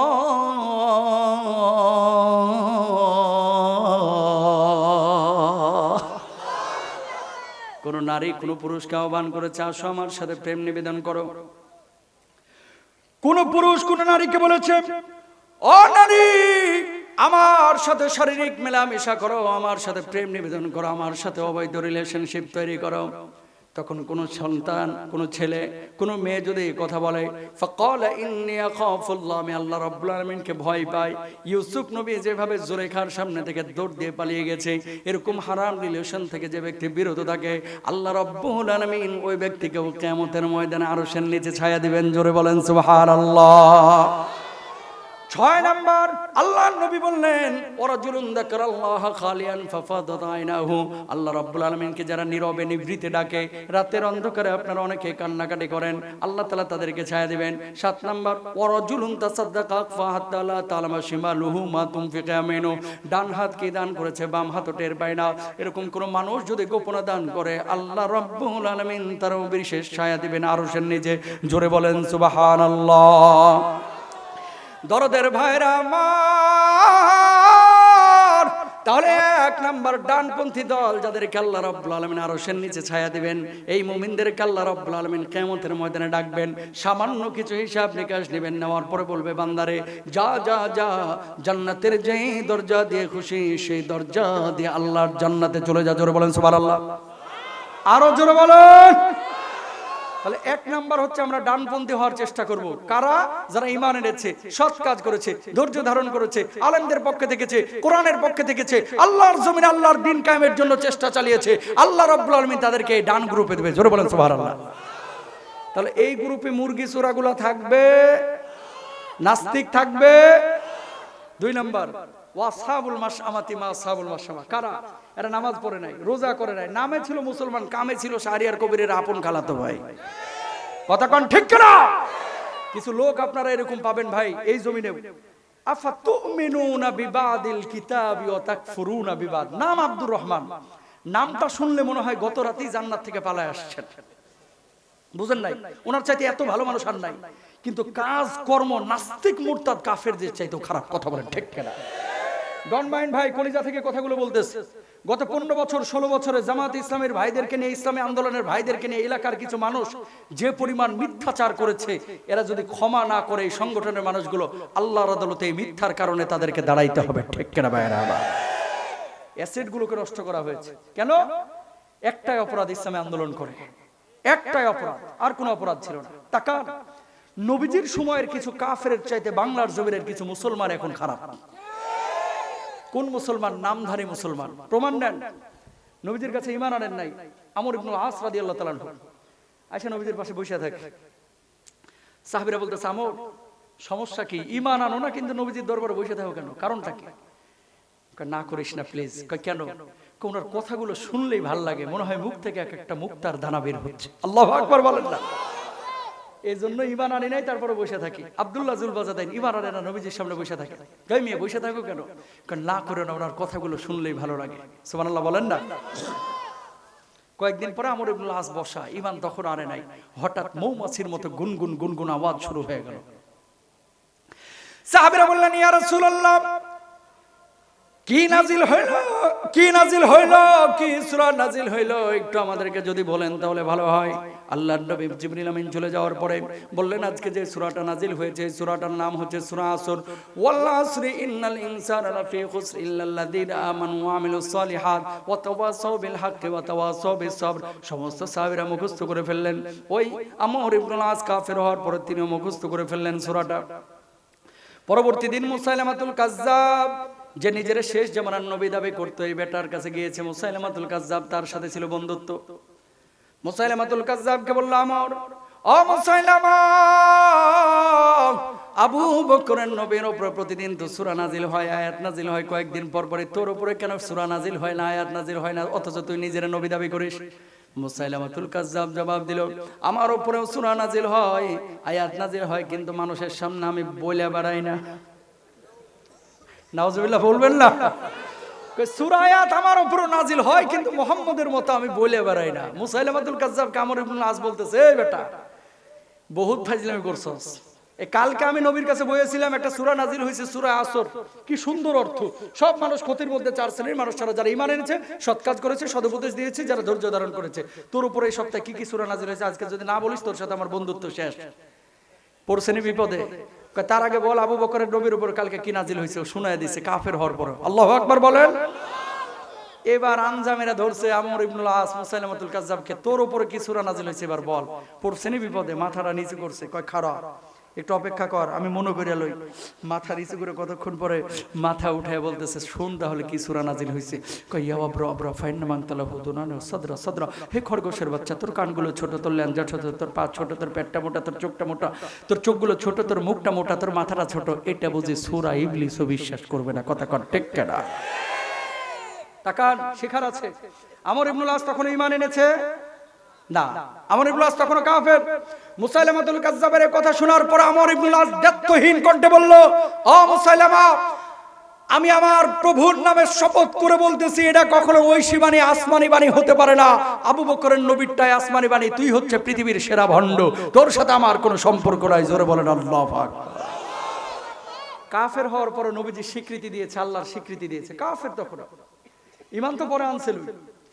বোবা শয়তানের মতো বসে থাকে নাই, কিন্তু এলাকার মধ্যে আপনার এলাকায় তাকান, জানে যে এই লিডারকে ভোট দিলে এটা চাঁদাবাজি করবে, জানে যে ওর পক্ষে কথা বললে একটা মানুষের এলাকায় স্থির রাখবে না, চাল চুরি করবে, ডাল চুরি করবে, টিন চুরি করবে। তারপরও 2টা সিঙ্গারা, 200 টাকা আর 1 ঢোক কোকের লাগে এই লিডারের পিছনে। আমার নেতার চরিত্র ফুলের মতো পবিত্র, দাঁড়া দাঁড়া মুতে কুলুপ নেয় না, সারাদিন নামাজ পড়ে না, অথচ এই লোককে বলে ফুলের মতো পবিত্র। কথা বলেন ঠিক কিনা? এই কারা এগুলো? আপনার পাশে এই লোকগুলো নামাজ পড়ে। কথা বলেন ঠিক কিনা? তাহলে প্রমাণ পাইছেন যে একদিকে পড়বে নামাজ আর একদিকে বাতিলদের সাথে আপোষ করে চলবে। কথা কয় না। মনে রাখবেন, ভালো মানুষের সংখ্যা সব সময় কম হয় না বেশি। জোরে বলেন, কম না বেশি? উজবেকিস্তান সফর ছিল আমার, কিছুদিন আগে প্রোগ্রাম ছিল উজবেকিস্তান। মুতার যুদ্ধ যে জায়গাটায় সংগঠিত হয়েছিল ওই জায়গাটা জিয়ারত করলাম। কেন? পড়ে ওয়াজ করা আর একটা হচ্ছে দেখে ওয়াজ করা, পার্থক্য আছে না নাই? 2টা কথা বলি শুনেন। যেই চিঠিকে কেন্দ্র করে জুহাদ, এই মুতার যুদ্ধ সংগঠিত হয়েছিল, জর্ডানের মিউজিয়ামে জর্ডান সরকার এখনো সংরক্ষণ করে রেখেছে। নবীজির রাষ্ট্রদূতকে হত্যা করা হলো। নবীজির কাছে সংবাদ পৌঁছালো যে আপনার রাষ্ট্রদূতকে হত্যা করেছে। নবীজির সঙ্গে সঙ্গে ফুপিয়ে ফুপিয়ে কাঁদলেন। কাদার পরে সাহাবীদেরকে বললেন, রেডি হও, জিহাদ করতে হবে। কোন কোন সাহাবী বললেন, ইয়া রাসূলুল্লাহ, 1 লক্ষ সৈন্য তাদের রিজার্ভ থাকে, কিভাবে তাদের সাথে জিহাদ করব? অন্য সাহাবীরা তাদেরকে জবাব দিলেন, মুসলমান কখনো সংখ্যার কারণে জয়ী হয় না, মুসলমান জয়ী হয় ঈমানের কারণে। ঈমানের কারণে। ঠিক কিনা? তাকান মুসলমান, বারবার ওপারের সীমান্ত থেকে হুমকি দেওয়া হয়, রাজশাহী আমার, ফেনী আমার, চিটাগং আমার, কুমিল্লা আমার, ওইদিকে ব্রাহ্মণবাড়িয়া আমার। কি চান, যৌতুক নাকি? মামুন বাড়ির আবদার না, খেলতে হলে সীমান্ত খুলে দেন, আমরাও খেলবো। ঠিক কিনা মুসলমান? এই সমস্ত কথাগুলো বলেন কেন? বারবার এই কথাগুলো কেন বলেন? বাংলার জমিনে আজকে যদি দাজ্জাল আসতো, বিশ্বাস করেন 92 ভাগ মুসলমান ঈমান হারা হয়ে ওই দাজ্জালের জাহান্নামে যাইতো। কথা বলেন ঠিক কিনা? বলবেন কেমনে? 200 টাকা, 500 টাকা, 2টা সিঙ্গারার 1 ঢোক কোকের জন্য যদি আপনি লোভ সামলাইতে না পারেন, সামান্য কিছু প্রফিটের জন্য সুদের লোভ যদি সামলাইতে না পারেন, সামান্য কিছু প্রফিটের জন্য মিথ্যা সাক্ষী যদি আপনি দেন, সরকারি চাকরি পাওয়ার জন্য 18 লক্ষ টাকা আপনি ঘুষ নিয়ে ঘুরতেছেন, লজ্জা লাগে আপনাকে, লজ্জা লাগে আমাকে মুসলমান হিসেবে পরিচয় দিতে। ঠিক কিনা? মুসলমান কখনো ঘুষ খাইতে পারে না। অস্বীকার করেন না প্রিয় ভাইরা আমার। ছেলেমেয়েরা হচ্ছে বিশ্ববিদ্যালয় থেকে অনার্স মাস্টার শেষ, বাপ 16 লক্ষ টাকা ব্যাংকে রেখে দিচ্ছে, আবার হুজুরের কাছে এসে দোয়া চায়, হুজুর দোয়া করেন এবার ভালো একটা লাইন পাইছি, এবার যেন চাকরিটা হয়ে যায়। অথচ ঘুষ দিয়ে চাকরি। মুসলমান এই কাজ করতে পারে? প্রিয় ভাইরা আমার, আল্লাহর নবী 3000 সাহাবীকে একত্রিত করলেন, ওইদিকে 1 লক্ষ কাফেররা রেডি ছিল। আল্লাহর নবী বললেন, ও যায়েদ বিন হারিসা, দাঁড়াও, জিহাদ করতে হবে, আল্লাহ রাব্বুল আলামিনের রাস্তায় যাইতে হবে, জিহাদের ময়দানে যাইতে হবে। মদিনা থেকে মুতার যুদ্ধের প্রান্ত প্রায় 1300 কিলোমিটার। আল্লাহু আকবার বলেন। যায়েদ বিন হারিসা, দাঁড়াও, কালেমার পতাকার দায়িত্ব তোমারে দিতে চাই। কি বলো? ইয়া রাসূলুল্লাহ, কালেমার পতাকার দায়িত্ব আমি নিতে রাজি আছি, আপনি আমারে বলেন। পারমিশন দেওয়া হলো। লাব্বাইক ইয়া রাসূলুল্লাহ, আমি রাজি আছি, বুকে 1 ফোঁটা রক্ত থাকতে কালেমার পতাকা আমি মাটিতে পড়তে দেব না। বলুন আল্লাহু আকবার। দুই নাম্বার আব্দুল্লাহ বিন রাওয়াহাকে দাঁড় করাইলেন, ও আব্দুল্লাহ তুমি দাঁড়াও, ও যদি শহীদ হয় কালেমার পতাকার দায়িত্ব তোমার। কয় আমিও রাজি আছি ইয়া রাসূলুল্লাহ। তিন নাম্বার দাঁড় করাইলেন জাফর বিন আবি তালেবকে। জাফর বিন আবি তালেব কালেমার পতাকা নিতে চাইলেন। আল্লাহর নবী বললেন ওরা দুইজন যদি শহীদ হয় কালেমার পতাকার দায়িত্ব তোমার। 3000 এই সাহাবীকে নিয়ে আল্লাহর নবী সাল্লাল্লাহু আলাইহি ওয়াসাল্লাম মদিনার কিনারা দিয়ে হেঁটে হেঁটে চলে যাচ্ছেন তাদেরকে বিদায় দিবেন মুতার যুদ্ধে যাওয়ার জন্য। 1300 কিলোমিটারের পথ, মুসলমানদের উল্লেখযোগ্য কোনো ঘোড়া ছিল না, উট ছিল না, পায়ে হেঁটে হেঁটে কিন্তু গিয়েছে। 1300 কিলোমিটার পথ আপনাদের রাজশাহী থেকে মন্ডুমালা পর্যন্ত, কথা কোন ঠিক কিনা? ঠিক। ও অঙ্কে দেখি হিরো আলমের চেয়েও কাছে। এই 1300 কিলোমিটার, এখান থেকে প্রায় কলকাতা পার হয়ে দিল্লির কাছাকাছি চলে যাবে, কথা কোন ঠিক কিনা? তিনজন সাহাবী চলে যাচ্ছে হেঁটে হেঁটে হেঁটে হেঁটে, চোখ দিয়ে তিনজনেরই পানি পড়তেছে। নবীজি চেহারার দিকে তাকিয়ে রয়েছে। কি গো যায়েদ বিন হারিসা, কান্দো কেন? কি হয়েছে? এই আব্দুল্লাহ বিন রাওয়াহা কান্দো কেন? জাফর বিন আবি তালেব, কি কেন কাঁদতেছো? শহীদ হয়ে যাবা এজন্য কাঁদতেছো? শুনেন, নবীজি অন্যান্য যুদ্ধে একজনকে পারমিশন দিত, সেনাপ্রধানের দায়িত্ব দিয়ে দিতেন, সেনাপতি বানাইতেন। আজকে দিয়েছে কয়জনকে? সব সাহাবী বুঝে গিয়েছেন যে তিনজনই শহীদ হবে, তো এরা কাঁদতেছে। কান্দো কেন? বউয়ের কথা মনে পড়ছে, ছোট্ট বাচ্চার কথা মনে পড়েছে, বুড়া বাবার কথা মনে পড়েছে, এই জন্য কাঁদো। তিনজন সাহাবী একত্রিত হয়ে আল্লাহর নবীকে বলছে, ইয়া রাসূলুল্লাহ, শাহাদাতের তামান্না তো কলিজা থেকে ঈমান আনার পর থেকেই আছে। আজকে বউয়ের জন্য কাঁদতেছি না, বাচ্চাটাকে পাবো না আর কোনোদিন, এই জন্য কাঁদতেছি না। আমরা শহীদ হয়ে যাব আমরা বুঝতে পেরেছি গো ইয়া রাসূলুল্লাহ, শুধু একটা মাত্র কারণে কাঁদতেছি, আপনার নূরানি মুখখানা আর দেখতে পাবো না, এই জন্য আমরা কাঁদতেছি। বলুন আল্লাহু আকবার। নবীজি বলেছে বাস, জিহাদের ময়দানে চলে গিয়েছে। যায়েদ বিন হারিসা শহীদ হলো। আল্লাহ সহজ করুন। যায়েদ বিন হারিসা প্রথমে শহীদ হলো, আব্দুল্লাহ বিন রাওয়াহা তারপরে শহীদ হলো। জাফর বিন আবি তালেবের ডান হাতে কোপ দেওয়া হয়েছে, ডান হাত কেটে পড়ে গেছে। বাম হাত, আল্লামা সাঈদী সাহেবের ওয়াজ থেকে আপনারা সবাই জানেন, এই জন্য আমি এটা বড় করে বলতেছি না। বাম হাতে কেটে দেওয়া হয়েছে, বাহু দিয়ে কালেমার পতাকা উড্ডীন করে রেখেছে।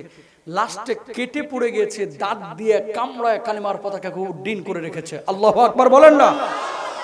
নবীজির মনটা খারাপ, মসজিদে নববীর মধ্যে বসা সাহাবীরা দেখতেছেন নবীজির চোখ লাল হয়ে গেছে। আকাশের দিকে তাকে আল্লাহর নবী বলছে ওয়া আলাইকুমুস সালাম। সাহাবীরা বলছেন ইয়া রাসূলুল্লাহ, কার সালামের জবাব দিলেন? আল্লাহর নবী জবাব দিলেন, আমার সাহাবীরা আজকে শহীদ হয়েছে, আমার জাফরের হাত পা কেটে ফেলা হয়েছে, দাঁত দিয়ে কামড়ে কালিমার পতাকা রেখেছিল। আল্লাহ এর শাহাদাতে এমন খুশি হয়েছে, হাজার হাজার ফেরেশতা দিয়ে সংবর্ধনা দিতে দিতে আল্লাহর জান্নাতে নিয়েছে। জোরে বলুন সুবহানাল্লাহ। যাওয়ার সময় আমি নবীকে রূহটা সালাম দিয়ে গিয়েছি। এই ইসলাম আমরা পেয়েছি প্রিয় ভাইরা আমার, একটা না দুইটা না, শরীরের জামা খোলার পরে আর জাফর বিন আবি তালেবের শরীরে মোট 92টা তরবারির কোপ দেওয়া হয়েছিল। আল্লাহু আকবার বলবেন না? রাজশাহী বিশ্ববিদ্যালয়ের নোমান ভাইয়ের কথা আপনাদের মনে আছে না ভুলে গেছেন? এই যে দেখেন, ইমানের পরীক্ষা এভাবেই দিতে হয়। কখনো তরবারি দিয়ে বুকের উপরে ছুরি চালিয়ে দেওয়া হবে, কখনো পিঠে আঘাত করা হবে, কখনো জবাই দেওয়া হবে। ইমানদার যে এসে বলবে আল্লাহর জন্য জীবন দিতে রাজি আছি, ইমান দিতে রাজি নাই, ঠিক কিনা মুসলমান? পারবেন তো ইনশাআল্লাহ? ছোট্ট আর একটা ইমানের উদাহরণ দিই। নবীজি মক্কা থেকে মদিনায় হিজরত করে আসলেন, সবাই মুসাফা করতেছে, দেখা সাক্ষাৎ করতেছে। এলাকায় মুসাফির যদি বুড়াথুরা দেখা যায়, কিছু কিছু যুবক, কিছু কিছু পোলাপান আয়সায় দাঁড়ায় থাকে। কোত্থেকে এসে? 8 বছরের একটা পিচ্ছি, 10 বছরের একটা পিচ্ছি নবীজির পাশে এসে দাঁড়ানো। কি গো, আপনাকে সবাই যে সালাম কালাম দিচ্ছে, আপনি কোথা থেকে এসেছেন? কয় মক্কা থেকে এসেছি। কেন এসেছেন? কয় আমি এই এলাকায় হিজরত করে এসেছি, আল্লাহ বলেছে এই জন্য। কয় আপনার এলাকায় কেন থাকলেন না? কয় মানুষ আমাকে অত্যাচার করে তাড়িয়ে দিয়েছে। কেন তাড়িয়েছে? সত্য প্রচার করেছে এই জন্য তাড়িয়েছে। কয় কে বেশি অত্যাচার করেছে আপনার উপরে? কয় আবু জেহেল অত্যাচার করেছে বেশি। দুই ভাই এখান থেকে বের হয়ে বলতেছে, ভাইরে, কোনদিন যদি আবু জেহেলের চোখের সামনে পাইছি, আবু জেহেলের একদিন কে আমাদের একদিন। আল্লাহু আকবার। একটার বয়স 8 বছর, আরেকটার বয়স 10। পরবর্তী দিন আল্লাহর নবী কয়েকদিন পরে বদরের যুদ্ধের ডাক। আল্লাহর জমিনে ইসলাম থাকবে কি থাকবে না এই জিহাদের মাধ্যমে নির্ধারিত হবে। নবীজি ঘোষণা করলেন গোটা মদিনাবাসীকে, কার কি আছে নিয়ে এসে হাজির হও। কানা, ল্যাংড়া, লুলা, বোবা সবাই এসে হাজির। আল্লাহর নবী সবাইকে নেবেন না, বেছে বেছে লোক নেওয়া শুরু করেছেন। ছোট্ট দুই ভাই 10 বছর 8 বছরের গিয়েছে বাড়িতে, যায় দেখে মা কাঁদে। আম্মা কাঁদতেছেন কেন? কই সব বাড়ি থেকে পুরুষরা জিহাদে গেল, আজকে তোর বাপটা যদি জীবিত থাকতো তোর বাপটাও জিহাদের ময়দানে যাইতো। মায়ের চোখের পানি মুছে দিয়ে দুই ভাই বলতেছে, মা তুমি আমাদেরকে পারমিশন দাও, বাপের শূন্যতা আমরা পূরণ করব, নবীর সাথে দুই ভাই আমরা জিহাদে যাব। মা বলছে যদি চাস যা, তাড়াতাড়ি চলে যা। মা চোখের পানি মুছে বলছে, আজকে মনে হচ্ছে আমার পেটে ধারণ করাটা সার্থক হয়েছে। আল্লাহু আকবার। বয়স 8 বছর, আর একটা সিরিয়ালে দাঁড়াইছে সবাই, পেছনে গিয়ে বড় ভাই যার বয়স 10, ছোটটারে বলতেছে ভাই তুই পিছনে যা, কারণ দুইজনরে একলগে দেখলেই আল্লাহ নবী তাড়ায় দিবে। বড়টা যে 2 আঙ্গুলের উপরে ভর করে একটু মাথাটাকে উঁচু করে লম্বা হয়ে দাঁড়াচ্ছে, নবীজি চেহারার দিকে তাকায়, পায়ের দিকে তাকায়, কি গো জিহাদে যাচ্ছ? আবেগের জায়গা না জিহাদের ময়দান, বাড়িতে চলে যাও, মায়ের খেদমত করো। জবাব দেয় আল্লাহ নবী, কোন মায়ের? কয় তোমার মায়ের। কয় মাই তো আমারে পাঠাইছে, বাপ না, এই জন্য আজকে আমার মা আপনার কাছে উপহার পাঠিয়েছে। আল্লাহু আকবার বলেন। নবীজি বলছে তুমি কবুল, যাও বড়দের সাথে দাঁড়াও। কতক্ষণ পরে ছোটটা আইছে, আল্লাহ নবী বলছে তোমারে পারমিশন দেওয়া হবে না। আল্লাহ নবী, বড়টারে পারমিশন দিলে আমারও দিতে হবে। কই কেন? কই ওর চাইতে আমার শক্তি বেশি। নবীজি বলতেছে কিভাবে বুঝবো? কই কুস্তিতে লাগাই দেখেন না পারি কি পারি না। আল্লাহ নবী বলতেছে এই বড়জন এদিকে আয়, কুস্তি লাগ, যেটা পারবে এটারে আজকে জিহাদে নেব। ছোট ভাই তো জীবনেও পারবে না, ঘাড়ের ওপরে হাত দিয়ে ফিস ফিস করে বাম কানের মধ্যে বলতেছে ভাইরে জীবনেও পারবো না তোর সাথে, কিন্তু আজকে একটু আমরা জিততে দে না, জিহাদের ময়দানে যাব, ধাক্কা মারবো, তুই পড়ে যাবি, আমি যাইতে ধরবো, ভাব নিবি যে আমার শক্তি অনেক। আল্লাহর নবীর সামনে এই কাজই করলো।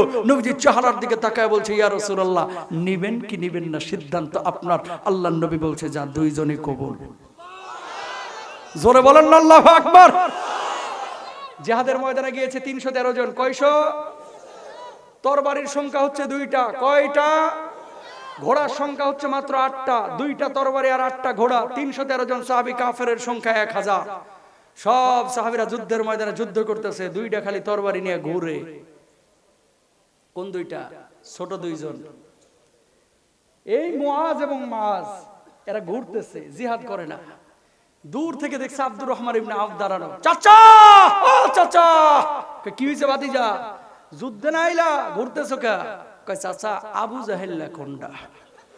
আল্লাহু আকবার বলবেন না? সবাই 4 ছক্কা চিন্তা করে নাই, সিঙ্গেল রান নিতেছে, কাফের মাইর হিসাব করতেছে, আর এই ছোট 2 জন প্রথমেই টার্গেট, প্রথম বলেই ছক্কা। আল্লাহু আকবার বলবেন না? আব্দুর রহমান ইবনে আওফ, চাচা আপনারা মক্কার মানুষ আবু জাহেলকে চিনেন, আমরা তো চিনি না, মক্কার আবু জাহেল কোনটা? ওই যে দূরে দেখতেছে তর্জন গর্জন দিচ্ছে, পাহাড়ের উপরে সিকিউরিটি গার্ড নিয়ে। খেয়াল করেন আপার পাশেও কিন্তু অনেক সিকিউরিটি ছিল, এই জন্য লাফাইতে বসে। কথা কোন ঠিক কিনা? আর আমার বাড়ির পাশে নারায়ণগঞ্জের নাম বলবো না, এমপি সাহেব ছিলেন, খালি কথায় কথায় খেলা হবে, কথা কয় না কেন? ওরে ভাই কি খেলবে, দেখি নিজে দুবাই যে বয়ে রয়েছে। কথা কোন ঠিক কিনা? আপনার এলাকাতেও কিছু ছিল, খালি খেলা হবে, দেখে হলেইব, এই করব সেই করব, কিন্তু পুলিশ ছাড়া একজনও রাজি না, ঠিক কিনা? তা আবু জাহেল খুব গর্জন দিচ্ছে, কার সাহস আছে আজকে কল্লা উড়াই দেবো, দেহ ফাটাই হেলাইবো, বাপ মানে হারা করব, মা হারা করব, বউকে বিধবা করব, খুব তর্জন গর্জন দিচ্ছে। কেন? সামনে সিকিউরিটি গার্ডের অভাব নাই, সেনা প্রধান তো। 2 ভাই চুপ করে কেমনে যেন ঢুকে গেছে পায়ের ফাঁক ফোকর দিয়ে, এরা বুঝতে পারে নাই যে এই 2টা নবীজির সৈনিক। আল্লাহু আকবার জোরে বলো। এভাবেই চলে গেল, ঘোড়ার পায়ের নিচে গিয়ে 2 ভাই হাজির, তরবারি দিয়ে আবু জাহেলকে আঘাত করবে, হাতে পায় না। ছোটটাই বড়টার চোখের দিকে তাকায় বলছে ভাই উপরে আঘাত না করে ঘোড়ার পায়ের উপর আঘাত করো। পায়ের উপর আঘাত করা হলো, ঘোড়া মাটিতে পড়ে গেছে। আবু জাহেল হুড়মুড় করে যেমনি পড়েছে, আব্দুল্লাহ ইবনে মাসউদ কপালের চুলগুলোকে ধরেছে, তরবারিটা দিয়ে কল্লার উপরে দিয়েছে আঘাত, সঙ্গে সঙ্গে দেহ থেকে মাথাটা আলাদা হয়ে গেছে। আল্লাহর জমিন থেকে আবু জাহেলের বিদায় হয়ে গেছে, বলুন আল্লাহু আকবার। 2টা ছোট্ট ভাইয়ের মাধ্যমে আল্লাহ তাআলা আবু জাহেলকে খতম, শেষ, ফিনিশ। ভাইয়ের হাতের উপরে কোপ দেওয়া হলো, এলোপাতারি কোবানো শুরু করছে, হাতটা কেটে পড়ে যায় নাই, চামড়া দিয়ে একটু ঝুলতেছে হাতটা। ভাই কি করছে, হাতটারে বাম পায়ের নিচে রাইখা ডান হাতটারে টান দিয়ে ছিঁড়ে ফেলে ওই হাতটারে আবার বাম হাত দিয়ে তুলে দূরে নিক্ষেপ করে জিহাদের ময়দানে গিয়েছে। আল্লাহু আকবার। সেই ইসলাম আমরা পেয়েছি ভাই, সেই ইসলাম। ইসলাম রসগোল্লা আর চমচমের মিষ্টির ঝোলের উপর দিয়ে ভাইসে আসে নাই, অনেক ত্যাগ তিতিক্ষা সাধনা পরিশ্রম এবং রক্তের উপর দিয়ে ভেসেছে যে ইসলাম, ঠিক কিনা? এই দিনের জন্য যেই দেশের মানুষ, যে এলাকার মানুষ যত রক্ত দিবে ইসলাম নামক বৃক্ষের এই গোড়ার মধ্যে, ওই জমিনে আল্লাহ তাআলা তত বেশি আগে দিনকে বিজয় করবে। ঠিক কিনা? ও মুসলমান, ক্লিয়ার কাট কথা আজকে আপনাদের সামনে বলে যাই। বাংলার জমিনে ইসলামী আন্দোলনের কর্মীরা যেভাবে বুকের রক্ত দিয়েছে, আগামীর বাংলায় এই রক্তের বিনিময় হিসেবে আল্লাহ তাআলা কোরআনের রাজ কায়েম করবে ইনশাআল্লাহ। জোরে বলেন ইনশাআল্লাহ। এখন আপনাদের একটা ওয়াদা করতে হবে, শুধু মাল না, শুধু টাকা না। আমি এমন কিছু মুজাহিদ চাই যে মুজাহিদগুলো আল্লাহর জন্য মালের পাশাপাশি যেখানে বুকের রক্ত দেওয়ার প্রয়োজন হবে রক্ত দিবে, যেখানে জানের প্রয়োজন হবে সেখানে জান দিবে। কে কে পারবেন একটু হাতটা তুলে দেখান দেখি। লিল্লাহি তাকবীর, লিল্লাহি তাকবীর, লিল্লাহি তাকবীর। হাতটা নামান। পারবেন তো ইনশাআল্লাহ? তাহলে দুইটা দল পাইলেন, একটা হচ্ছে ডানপন্থী আর একটা হচ্ছে বামপন্থী। আপনি ডানে থাকবেন না বামে? আরো জোরে বলেন, ডানে না বামে? এবার আসেন কিয়ামতের ময়দানে ভিভিআইপি সাপোর্ট যারা পাবে, এটা বলে আলোচনা শেষ। কিয়ামতের ময়দানে ভিভিআইপি সাপোর্ট যারা পাবে, কি বলছেন? ওয়াস-সাবিকুনাস সাবিকুন উলাইকাল মুকাররাবুন। এরা আল্লাহর নৈকট্য প্রাপ্ত হবে। তারা কারা? ফি জান্নাতিন নাঈম, যাদেরকে আল্লাহ তাআলা জান্নাতের মধ্যে দাখিল করবে। এরা কিয়ামতের ময়দানে উঠবে শহীদ হিসাবে, সালেহ ব্যক্তি হিসাবে, নবী আম্বিয়া আলাইহিস সালাতু ওয়াস সালাম। এরা সাহাবীদের অন্তর্ভুক্ত হবে। এরা আল্লাহর সামনে উঠবে, চেহারার মধ্যে রক্ত লেগে থাকবে, জবায়ের দাগ লেগে থাকবে। এই মানুষগুলোর জানটা সেদিন আল্লাহ রাব্বুল আলামিনের জন্য, যারা এই দ্বীনের জন্য যারা উৎসর্গ করেছে, এরা শহীদ হিসেবে উঠবে হাস্যোজ্জ্বল চেহারা নিয়ে। আল্লাহ রাব্বুল আলামিন ওই মানুষগুলোকে বলবে, আমি আল্লাহ আজকে তোদের কোনো হিসাব নিব না, যা যা যা, জান্নাতের যেই দরজা দিয়ে খুশি সেই দরজা দিয়ে আল্লাহর জান্নাতে চলে যা। জোরে বলেন সুবহানাল্লাহ। তাহলে হয় আমরা ডানে থাকবো অথবা আমরা নিকটবর্তী হয়ে থাকবো, বামপন্থী দলের মধ্যে থাকবো। বাস শেষ। 5টা কারণ বলে আলোচনা শেষ করে দিব 5 মিনিটের মধ্যে। সারা পৃথিবীর বুকে মুসলমানরা, ইমানদাররা মার খাচ্ছে। খেয়াল করে দেখেন, মুসলমানের টাকার অভাব নাই, মুসলমানের দেশের অভাব নাই, মুসলমানের প্রভাব প্রতিপত্তির অভাব নাই, কিন্তু মার খাচ্ছে কেন? কারণ 5টা। 1 নম্বর, ইদা যহরাত তালাউন। মুসলমান অভিশাপের মাত্রা বাড়ায় দিছে। মুসলমান মানুষকে ক্ষমা করতে জানে না। মুসলমান প্রতিশোধ পরায়ণ হয়ে গেছে। মুসলমান দুনিয়ার চাকচিক্যে মগ্ন হয়ে গেছে। 2 নম্বর, ও লাবিসুল হারির, চিকন চাকন পোশাক পরিধান করবে। 4 নম্বর, ও শারিবুল 3 নম্বর, ও শারিবুল খুমুর, মদ পানের প্রবণতা বেড়ে যাবে। 4 নম্বর, ওয়াত্তাখাদুল কিয়ান, গায়ক গায়িকা, নায়ক নায়িকাদেরকে আদর্শের মানদণ্ড মনে করবে। 5 নম্বর, ওয়াক্তাফার রিজাল বিল রিজাল ওয়ান নিসা বিন নিসা, নারী নারী আর পুরুষ পুরুষ সমকামিতায় নিমজ্জিত হবে। ট্রান্সজেন্ডার মতবাদ বাংলার জমিনেও কিন্তু ঢুকিয়ে দেওয়া হচ্ছে সূক্ষ্মভাবে। ঠিক কিনা ভাইরা আমার? ছেলেরা মেয়ের মতো, মেয়েরা ছেলের মতো চলাফেরা শুরু করবে। ফিফা কয়েকদিন আগে দেখলেন তাদের ফুটবল ফেডারেশনের যে সংগঠন, এই সংগঠনের প্রোফাইলে তারা রেইনবো ফ্ল্যাগ, সমকামীদের সিম্বল ইন করে রেখেছিল। প্রিয় ভাইরা আমার, কোন মুসলমান এই ধরনের কোনো কাজ করতে পারে? আল্লাহ তাআলা আমাদের সবাইকে তৌফিক দান করুন, বলুন আমিন। ইসলামী আন্দোলনের পক্ষে থাকবেন তো ইনশাআল্লাহ? কোরআনের পক্ষে থাকবেন তো ইনশাআল্লাহ? আল্লাহর জমিনে আল্লাহর দ্বীন কায়েমের জন্য আমরা সবাই চেষ্টা করব। আল্লাহ তাআলা তৌফিক দান করুন, বলুন আমিন। হাদা মা ইনদি ওয়াল ইলমু ইনদাল্লাহ, আলাইহি তাওয়াক্কালতু ওয়া ইলাইহি উনীব, ওয়া আখিরু দাওয়ানা আলহামদুলিল্লাহি রাব্বিল আলামিন। আসসালামু আলাইকুম ওয়া রাহমাতুল্লাহি ওয়া বারাকাতুহু।